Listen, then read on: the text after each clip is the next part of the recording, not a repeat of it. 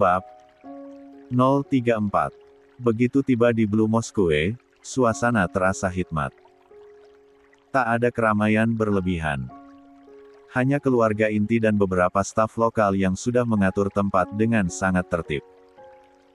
Di dalam, lantai masjid dibentangkan permadani biru tua yang kontras dengan cahaya matahari yang menyelinap lewat jendela tinggi. Fahri sudah duduk di depan imam lokal yang akan menjadi saksi. Di sisi lain, Alia berjalan pelan dengan pandangan yang lembut.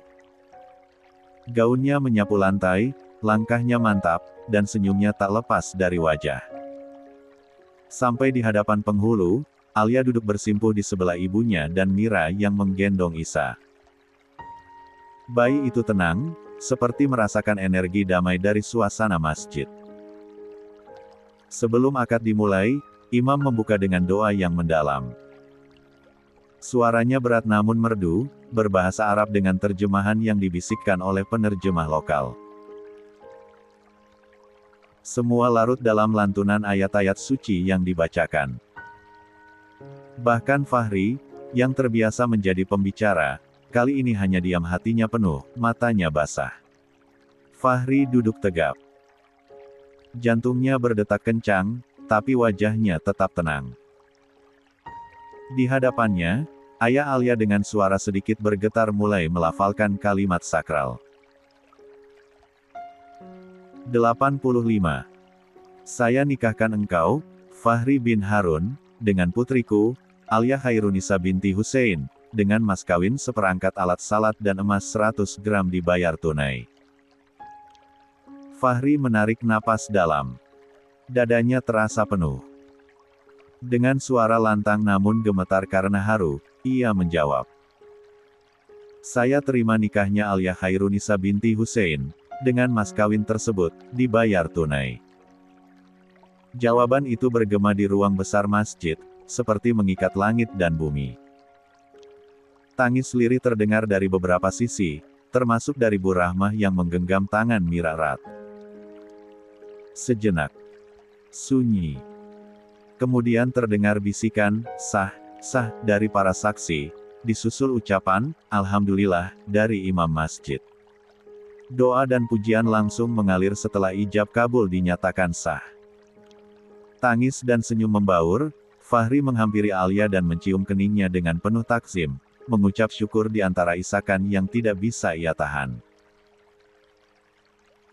Alia menunduk, air matanya jatuh satu persatu. Di hadapan banyak mata, Fahri menyentuh ubun-ubun istrinya dengan doa pelan. Bismillahirrahmanirrahim. Ya Allah, jadikanlah dia istriku yang solehah, penenang jiwaku, dan penyempurna agamaku.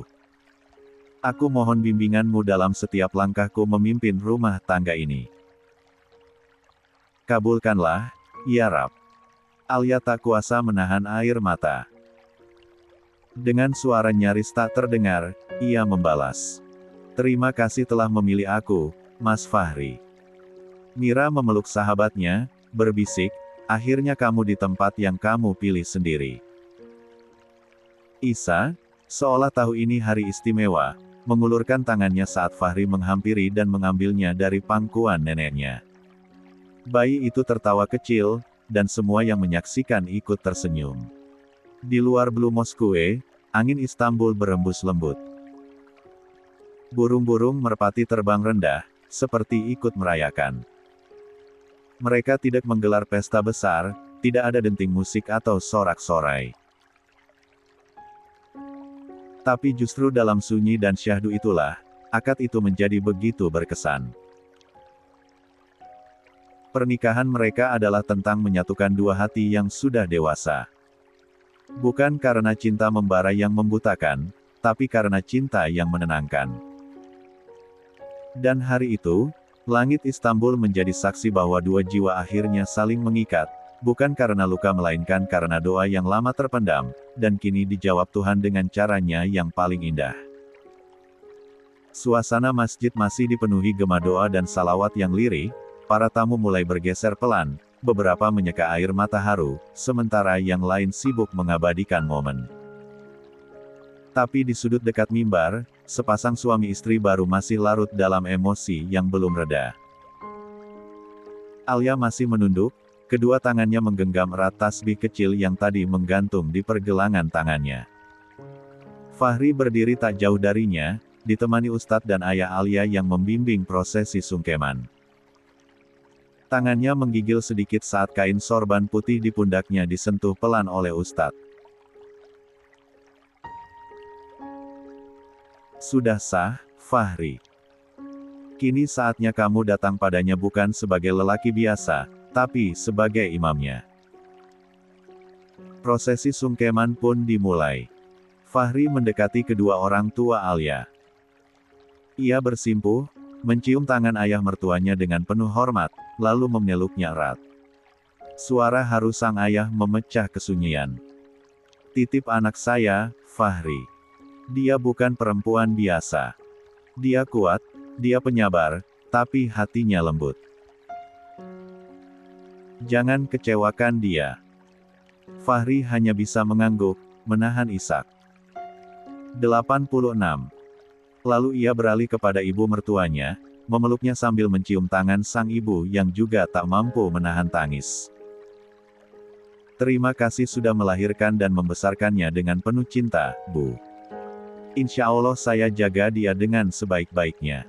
Kemudian giliran Alia bersimpuh. Ia mencium kaki ibunya, memeluknya erat, dan menangis seperti anak kecil yang tidak ingin jauh dari dekapan. Ibu. Terima kasih. Sudah selalu sabar membimbing Alia sampai hari ini, ucapnya sambil terisak. Sang ibu hanya bisa membalas dengan pelukan dan doa panjang, tak kuasa berkata apa-apa lagi. Setelah itu, Alia berpindah ke hadapan ibu mertua. Awalnya canggung. Tapi sang ibu segera menggenggam tangan Alia dan menariknya dalam pelukan. Alia sekarang anak ibu juga. Jangan sungkan. Kalau ada apa-apa, jangan simpan sendiri. Anggap ibu ini ibu Alia sendiri, ya, nak. Alia mengangguk dalam pelukan. Air matanya belum kering. Setelah akad. Langit Istanbul masih menyimpan rona biru keemasan ketika rombongan kecil dari Indonesia keluar dari Blue Mosque dengan langkah pelan dan hati yang penuh syukur. Akad telah selesai. Nama Alia kini resmi menjadi istri dari Fahri. Prosesi suci itu tidak hanya menyatukan dua insan, tapi juga menyatukan dua hati yang kini sama-sama ingin menetap. Alia menggenggam tangan Fahri erat saat mereka melangkah keluar dari pelataran masjid. Gaun akad putihnya berkibar halus ditiup angin musim semi, sementara senyum di wajahnya tidak henti merekah. Di samping mereka, Isa berada di gendongan Mira, tampak tenang dan nyaman dalam balutan baju bayi berwarna krem dengan kopiah kecil yang membuatnya terlihat semakin manis. Mira tak bisa menyembunyikan air matanya sejak tadi. La menangis bukan karena sedih, melainkan haru. Sahabat yang ia temani dari luka terpuruk hingga berdiri kembali sebagai perempuan tangguh kini sudah menemukan rumahnya. Akhirnya ya, Al. Kamu benar-benar menemukan yang pas, bisik Mira sambil menyodorkan Isa ke pelukan. Ibunya. Alia mengecup kening Isa dengan lembut. Bayi itu merebah di dada ibunya seolah tahu, ibunya kini tidak lagi sendiri. Setelah sesi foto singkat dengan latar masjid megah bersejarah itu, rombongan bergerak menuju Taman Gulhane untuk menikmati makan siang sederhana. Fahri sudah memesan tempat sebelumnya, memastikan keluarga Alia dan ibunya mendapatkan waktu tenang menikmati suasana. Bu Rahmah tampak sangat menikmati perjalanan ini. Ia tersenyum hangat pada suami dan menantu barunya. Sesekali ia menatap Alia dengan mata yang berkaca, mengingat betapa jatuhnya putrinya dulu, dan betapa bangganya ia kini menyaksikan kebangkitan itu. Sementara itu, Bu Rosa yang pendiam namun bijaksana terus memperhatikan gerak-gerik menantunya dari kejauhan. Ia melihat cara Fahri memperlakukan Alia dengan hormat, penuh kasih, tanpa mengurangi adab dan ketegasannya sebagai imam rumah tangga. Sebuah sikap yang sudah lama ia idamkan hadir dalam rumah anak semata wayangnya. Usai makan siang, mereka menikmati waktu bebas menyusuri jalanan kecil di sekitar Sultan Ahmed. Fahri menggenggam tangan Alia, kadang mereka tertawa kecil melihat Isa tertidur di stroller dengan gaya yang lucu. Beberapa wisatawan sempat tersenyum melihat pasangan muda itu begitu damai dan menyatu. Saat matahari mulai condong ke barat, mereka kembali ke hotel. Di kamar mereka yang dipesan khusus untuk pengantin baru, Fahri dan Alia duduk berdua di balkon kecil yang menghadap Laut Mahmara. Angin lembut menyentuh wajah mereka. Alia memeluk dirinya sendiri, matanya menerawang jauh. 87. Kamu tenang? Tanya Fahri pelan. Alia mengangguk. Lebih dari tenang. Tapi rasanya masih seperti mimpi. Dulu aku nggak pernah ngangka akan menikah lagi. Apalagi dengan seseorang yang sudah lama mengagumi aku. Fahri menatapnya dalam. Dan aku nggak pernah menyangka, perempuan yang diam-diam aku doakan. Akhirnya jadi bagian dari doaku yang terkabul. Mereka tertawa kecil, lalu senyap sejenak. Mas Fahri, aku tahu masa laluku nggak sempurna. Aku pernah gagal, aku pernah hancur. Tapi aku janji, aku akan berusaha menjadi istri yang baik, bukan karena aku takut gagal lagi, tapi karena kamu layak untuk dicintai dengan seutuhnya. Fahri menyentuh pipi Alia. Dan kamu layak untuk dicintai bukan karena kamu kuat, tapi karena kamu adalah kamu. Gak ada yang perlu diubah dari masa lalu. Kita mulai lembaran baru, ya. Alia mengangguk. Mereka berpelukan erat, sementara suara azan maghrib mulai berkumandang dari kejauhan. Malam itu, di kamar mereka yang hangat, tidak ada pesta mewah, tidak ada keramaian. Hanya dua hati yang bersyukur telah dipertemukan pada waktu yang tepat. Di sisi tempat tidur, Isa tidur pulas. Malaikat kecil itu jadi saksi bahwa cinta tidak harus sempurna untuk jadi utuh. Dan begitulah malam pertama mereka bukan diisi dengan gemerlap dunia, tapi dengan ketenangan jiwa, kelegaan hati, dan harapan yang baru. Esok hari mereka masih akan menjelajahi Istanbul bersama. Namun malam ini, adalah malam yang disyukuri dengan penuh keheningan dan kebahagiaan yang tak bisa dijelaskan dengan kata-kata biasa. Cahaya matahari Istanbul menyelinap hangat lewat tirai putih yang lembut, mengguratkan cahaya ke dinding kamar hotel tempat Alia dan Fahri menginap sebagai pasangan suami istri yang sah. Suasana masih sunyi. Jam digital di meja samping menunjukkan pukul 7.12. Alia terbangun lebih dulu. Dalam balutan baju tidur berwarna peach pastel yang longgar dan nyaman, ia bangkit pelan-pelan dari ranjang, menatap wajah suaminya yang masih tertidur dengan damai. Ada debaran lembut di dadanya, seperti baru menyadari kenyataan bahwa pria ini kini adalah pendamping hidupnya. Suaminya. Alia menyentuh pelipis Fahri dengan ujung jarinya, menyibak rambutnya yang sedikit acak. Bibirnya mengulas senyum kecil. Ia tidak pernah membayangkan bahwa hidupnya yang dulu begitu kelabu, kini bisa sehangat ini. Beberapa menit kemudian, Fahri membuka matanya perlahan. Pandangan pertamanya jatuh pada wajah Alia yang duduk di tepi ranjang sambil membaca Al-Quran kecil yang dibawanya. Suara lembut Alia mengalun pelan, membacakan ayat-ayat dari surat Ar-Rahman. Fahri tidak ingin menyela. Hanya menatap, menikmati irama suara istrinya yang syahdu. Setelah selesai membaca, Alia menoleh dan mendapati tatapan suaminya. Kok belum bangun? Gumam Alia sambil menutup Qurannya. Fahri tersenyum. Bangun. Lagi menikmati pemandangan. Alia mencubit pelan lengan Ahri. Jangan gombal pagi-pagi. Aku serius. Selama ini nggak pernah kebayang akan bangun dan melihat kamu jadi orang pertama yang aku lihat, dan sekarang. Allah kasih itu. Alia menunduk. Wajahnya memerah. Pagi itu mereka sarapan berdua di balkon kamar, menghadap pemandangan kota tua Istanbul. Hotel mereka. 88. Tidak terlalu mewah, tapi cukup nyaman dan tenang.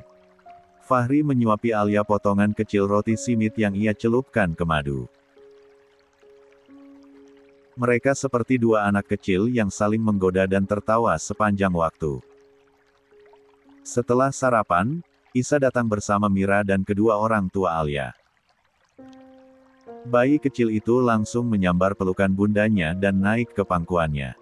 Fahri ikut memangku Isa. Kamu ikut kita jalan-jalan hari ini ya, nak, ucap Fahri dengan nada manis. Alia menatap Fahri dan Isa sejenak, hati kecilnya berkata, mereka terlihat seperti ayah dan anak kandung. Hari itu mereka mengunjungi Masjid Hagia Sophia, menyusuri area Sultan Ahmed Square, lalu makan siang bersama di sebuah restoran Turki yang punya rooftop menghadap Laut Marmara. Isa tertidur di gendongan Fahri saat sore datang, dan mereka pun kembali ke hotel. Di malam harinya, mereka sempat saling bercerita panjang lebar tentang mimpi-mimpi yang ingin dicapai ke depan. Alia berbagi tentang keinginannya menulis buku baru tentang perjalanan hidup dan cinta yang dibingkai dalam keimanan. Sementara Fahri ingin membuka pesantren berbasis literasi yang inklusif dan ramah perempuan. Aku ingin kamu terus menulis, Alia. Dan aku ingin jadi orang pertama yang baca naskahmu sebelum kamu kirim ke penerbit, ucap Fahri sambil mengusap rambut Alia yang tergerai. Alia menunduk sambil memeluk lengan suaminya. Dan aku ingin selalu jadi istrimu yang mencintaimu karena Allah. Mereka sholat Isya berjamaah malam itu. Fahri jadi imam, dan Alia berdiri di belakangnya, perasaan damai melingkupi sekujur tubuhnya. Tangis kecil Alia pecah di akhir doa. La tidak lagi bisa membendung haru. Rasanya seperti semua luka masa lalu telah digantikan oleh sesuatu yang jauh lebih indah dan bermakna. Selesai berdoa, Fahri memeluk Alia dan membisikkan kalimat yang membuat Alia makin luluh. Kalau nanti hidup kita diuji, tolong jangan pergi. Kita hadapi bareng-bareng ya, sayang. Alia mengangguk. Tidak bisa berkata apa-apa lagi. Hari-hari mereka di Istanbul diisi dengan momen yang sederhana, tapi membekas.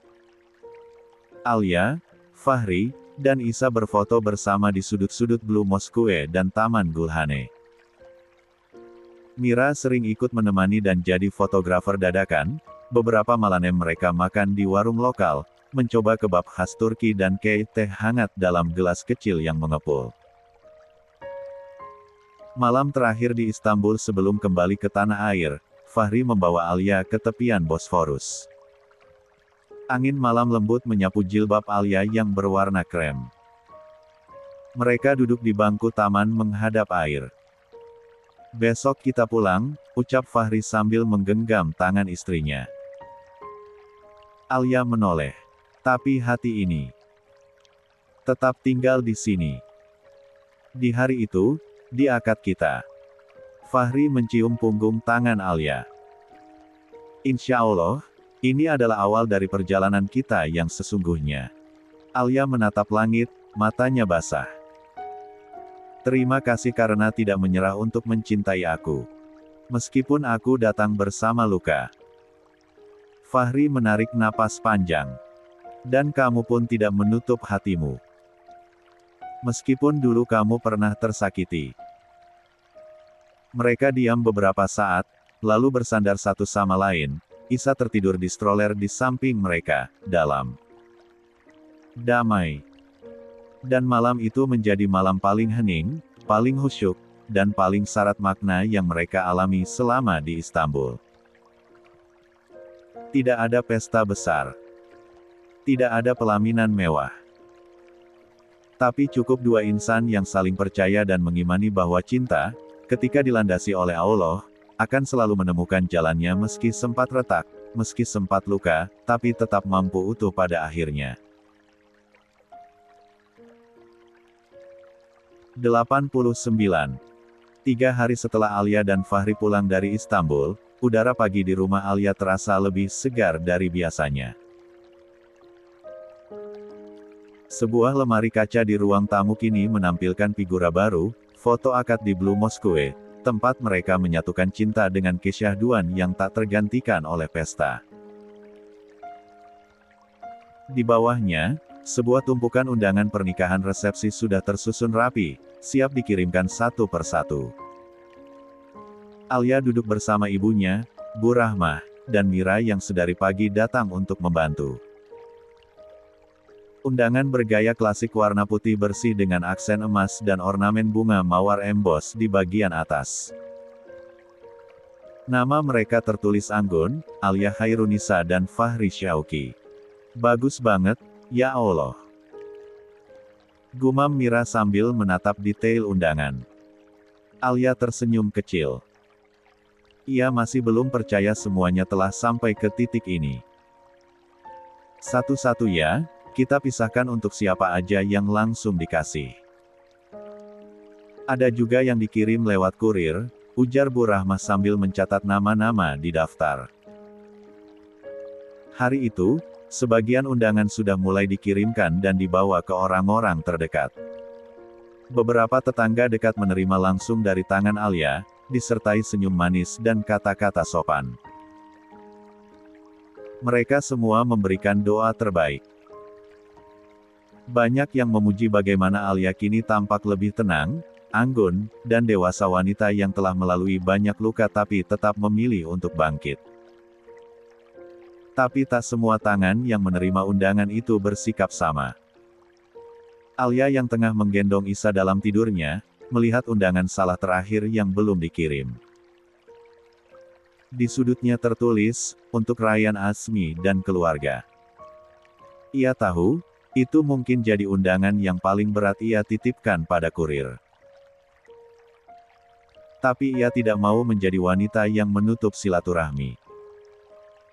Ia sudah memaafkan segalanya, dan sekarang tugasnya hanya satu, menjalani hidup barunya dengan penuh keberanian. Alia mencium dahi Isa yang terlelap di dadanya. Sebentar lagi, nak. Kamu akan punya ayah yang benar-benar hadir untuk kamu. Di rumah Ryan, suasana tengah hari itu terasa hambar. Ryan yang duduk di teras mengenakan baju koko putih sedang membaca buku tafsir. Tubuhnya sudah lebih bugar, jenggotnya sudah mulai tumbuh lagi, tapi matanya masih terlihat lelah. Bekas-bekas kehilangan itu masih ada. Hatinya belum benar-benar utuh. Sampai seorang kurir datang, menyerahkan sebuah amplop tebal berwarna putih ke tangannya. Untuk Ustadz Ryan Azmi dan keluarga, dari pihak keluarga Alia Khairunisa. Ryan mengangguk tanpa berkata. Ia buka amplop itu perlahan. Pandangannya jatuh pada nama itu. Alia Khairunisa dan Fahri Syauqi. Seketika, dunia terasa berhenti berputar. Tangannya gemetar. Matanya membaca ulang nama itu, seolah tidak percaya. Jantungnya berdentum keras di dadanya. Bu Marwah yang berada tidak jauh darinya langsung melihat perubahan ekspresi putranya. Ia mendorong kursi rodanya cepat, merampas undangan itu dan membaca isinya. Padahal aku cuma basa-basi ke Bu Rahmah tempo hari tapi beneran diundang. Sekalipun aku sudah minta maaf pada Alia tetap saja merasa canggung kalau harus datang. Desis Bu Marwah seraya menghela nafas. Namun Pak Asmi, yang baru saja keluar dari kamar, langsung menatap datar istrinya. Itu bentuk adab, marwah. Biar mereka tahu, mereka tidak memutus silaturahmi. Kita yang harusnya bercermin. 90. Ryan berdiri tiba-tiba. Ia melangkah masuk ke kamar tanpa sepatah kata, meninggalkan Bu Marwah dan Pak Asmi yang kini hanya bisa saling tatap. Dalam kamarnya, Ryan memandangi undangan itu lama. Hatinya teriris. Gambar masjid dan ornamen-ornamen indah di undangan itu bukan hanya sekadar hiasan, itu adalah representasi dari hal-hal yang pernah ia abaikan dulu. Dulu, saat ia menikahi Alia, ia tidak pernah peduli tentang impiannya, keinginannya, bahkan perasaannya, dan kini, pria lain yang mewujudkan semuanya. Alia sudah benar-benar pergi. Di sisi lain kota, suasana rumah Fahri lebih sibuk dari biasanya. Bu Rosa pagi itu sudah mendatangkan 3 keluarga jauh dari Jawa dan 1 sepupu dari Kalimantan. Mereka semua berkumpul di ruang keluarga, membungkus seserahan yang akan diberikan pada resepsi nanti. Ini untuk Alia, kebaya dari kain sutra asli, harus disetrika uap biar jatuhnya cantik. Yang ini parfum dan skincare premium. Aku tahu Alia pakai yang ini, soalnya sempat ngelihat waktu di Istanbul. Jangan lupa buku catatan dan pena, katanya Alia suka menulis. Bu Rosa tersenyum puas melihat semuanya bekerja dengan penuh semangat. Anak ibu akan menikahi wanita luar biasa. Kita harus memberikan yang terbaik, bukan hanya karena Alia layak, tapi karena kita menghormati pilihan anak kita, ucapnya dengan suara tegas. Fahri masuk ke ruang tengah sambil membawa nampan minuman. La ikut duduk di tengah-tengah keluarga, menyusuri satu persatu isi seserahan dengan mata berbinar. Bu, terima kasih ya. Udah nganggap Alia sepenting ini. Bu Rosa menepuk bahu anaknya. Karena dia anak yang baik. Dan kamu pantas bahagia. Fahri diam sejenak. Dalam hatinya, ia tahu bahagia bukan cuma datang dari seberapa megah pesta yang mereka buat, tapi dari seberapa ikhlas dan tulus mereka saling memilih. Dan setelah sekian lama menanti, ia tahu ia tidak sedang mengejar cinta, tapi sedang menjaga cinta yang Allah amanahkan. Matahari bersinar terang pagi itu, mengiringi suasana penuh haru dan bahagia di rumah Alia yang hari ini menjadi pusat perhatian. Resepsi pernikahan antara Alia dan Fahri digelar secara khidmat namun tetap elegan yang dihiasi nuansa putih dan emas, selaras dengan tema pernikahan mereka, kesucian dan kemuliaan cinta yang ditempuh dengan penuh perjuangan.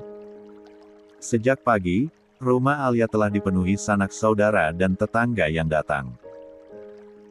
Alia tampil anggun mengenakan kebaya putih brokat yang dirancang khusus oleh desainer langganannya, jilbabnya sederhana namun berkelas, dihiasi dengan hiasan bunga melati segar yang wangi semerbak.